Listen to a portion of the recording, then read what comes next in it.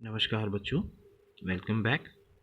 आज हम इंटीजर्स के पार्ट 5 में डिवीजन ऑफ इंटीजर्स के बारे में पढ़ेंगे। इससे पहले आपने एडिशन, सब्ट्रैक्शन और मल्टीप्लिकेशन के बारे में पढ़ा था। आज हम डिवीजन ऑफ इंटीजर्स की बात करेंगे। तो इसकी कुछ प्रॉपर्टीज़ आपने याद रखनी है।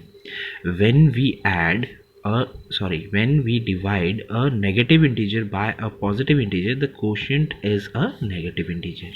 मतलब क्या है, जब भी एक नेगेटिव इंटीजर को पॉजिटिव इंटीजर से डिवाइड किया जाएगा तो आंसर हमारा नेगेटिव इंटीजर ही आएगा। जैसे यहाँ पे 25 को 5 से डिवाइड किया है तो हमने क्या करना है, 25 को 5 से डिवाइड करना है। Whenever we divide 25 by 5 we get 5 and एक नेगेटिव है एक पॉजिटिव है तो आंसर में नेगेटिव आएगा। इसी तरह से उल्टा भी ट्रू है कि पॉजिटिव को नेगेटिव से डिवाइड किया जाए तब भी नेगेटिव आता है।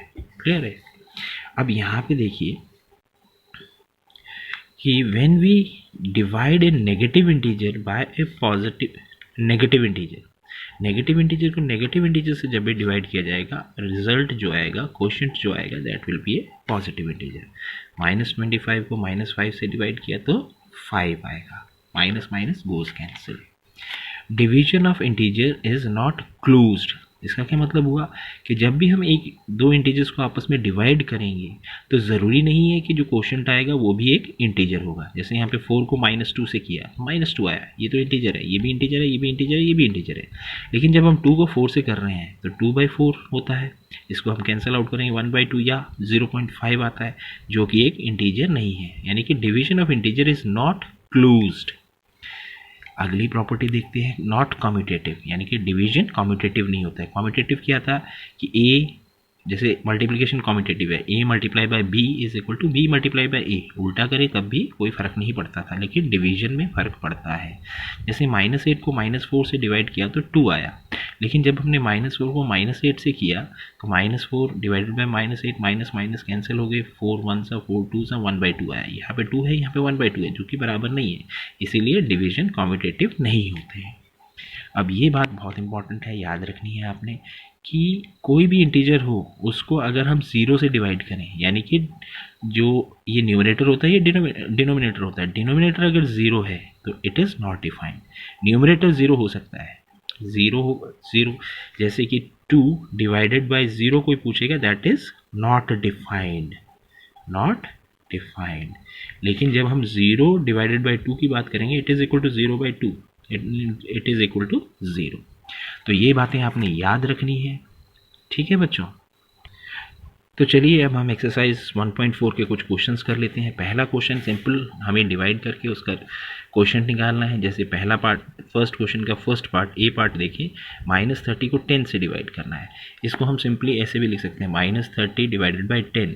तो 10 से आपको 30 को डिवाइड करना आता है, this is 3, so the answer is -3।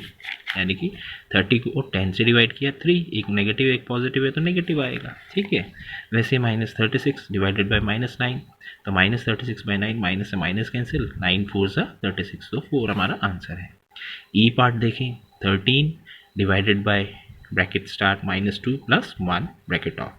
तो जब ये ब्रैकेट आती है तो पहले हमें ब्रैकेट को सॉल्व करना होता है। तो -2 + 1 इज इक्वल टू -1। तो 13 डिवाइडेड बाय -1, यानी कि 13 divided by 1 is 13 and 1 is positive 1 is negative, तो इसीलिए नेगेटिव आएगा, ठीक है। एच पार्ट देखिए, -36 divided by 12 within brackets whole divided by 3। तो दिस मीन्स -36/12, तो 12 3s are 36, तो -3 आ गया इसकी जगह।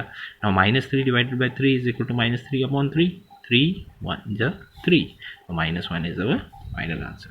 जो इसके बचे हुए पार्ट्स हैं वो आप खुद ट्राई करेंगे, ठीक है बच्चों। अब सेकेंड पार्ट है हमारा, we need to verify that a divided by b plus c is not equal to a divided by b plus a divided by c। यहाँ पे हमें दो पार्ट्स दिए हैं, उसमें से एक पार्ट मैंने किया है, दूसरा आप खुद ट्राई करेंगे। ए फर्स्ट पार्ट देखिए, इसमें a हमें 12 दे रखा है, b -4, c 2 दे रखा है। तो हमने लेफ्ट हैंड साइड ले, ये हमारी लेफ्ट हैंड साइड है, देखिए a divided by b plus c। तो a की जगह a की वैल्यू 12, b की जगह b की वैल्यू -4, c की जगह c की वैल्यू 2। तो ब्रैकेट है, तो -4 + 2 is -2 and 12 divided by -2 is 12/-2। इसको हम कैंसिल आउट कर सकते हैं, 6, एक नेगेटिव है इसीलिए -6, ठीक है। अब RHS देखें, A divided by B plus A divided by C. A की वैल्यू 12, बी की -4, ए की 12, सी की 2। तो ए डिवाइडेड बाई -4 ये आ गया 12 upon -4 plus 12 upon 6, sorry 12 upon 2 आएगा यहाँ पे। दिस इज, यहाँ पे मैंने गलती की है, दिस इज 12 अपॉन 2। तो हम देखते हैं यहाँ पे क्या होता है। तो जब भी हम 12 को -4 से किया तो वी गॉट -3 प्लस, अब इसको सॉल्व किया तो वी गॉट 6। सो हमारा फाइनल आंसर है -3 + 6 दैट इज इक्वल टू 3। तो LHS is not equal to RHS। यही हमें वेरीफाई करना था कि this is not equal to this, hence verified. ठीक है बच्चों,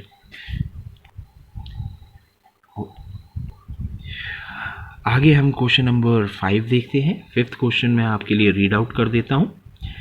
The temperature at 12 noon was 10 degrees Celsius below zero. If it decreases at a rate of 2 degrees Celsius per hour until midnight, at what time would the temperature be 8 degrees Celsius below zero? What would be the temperature at midnight? ठीक है बच्चों, अब इसके first part को मैंने number line पे आपको समझाने की कोशिश की है। अब क्वेश्चन क्या कह रहा है कि दोपहर के 12 बजे जो टेम्परेचर है that is 10 degree Celsius above zero, तो इसीलिए +10 है और हमें पहुंचना है -8 पे। -8 डिग्री सेल्सियस पे टेम्परेचर कितने बजे होगा, ये हमारा फर्स्ट पार्ट है। तो नंबर लाइन के हिसाब से मैंने समझाने की कोशिश की है।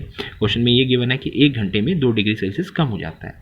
दोपहर के 12 बजे के बाद 1 घंटे के बाद यानी कि 1 PM पे टेम्परेचर हो गया 8, और 1 घंटे के बाद यानी कि 2 PM पे टेम्परेचर हो गया 6। उसी तरह से और 1 घंटे के बाद यानी कि 3 बजे टेम्परेचर हो गया 4 बजे टेम्परेचर हो गया 2 डिग्री सेल्सियस, 5 बजे टेम्परेचर हो गया 0 डिग्री सेल्सियस, 6 बजे टेम्परेचर हो गया -2, 7 बजे टेम्परेचर हो गया -4, 8 बजे टेम्परेचर हो गया -6 और 9 बजे हमारा टेम्परेचर पहुंच गया -8 और हमें -8 का ही पहुंचना था, यानी कि रात के 9 बजे हमारा टेम्परेचर -8 होगा। ठीक है बच्चों, ये मैंने नंबर लाइन से समझाया है।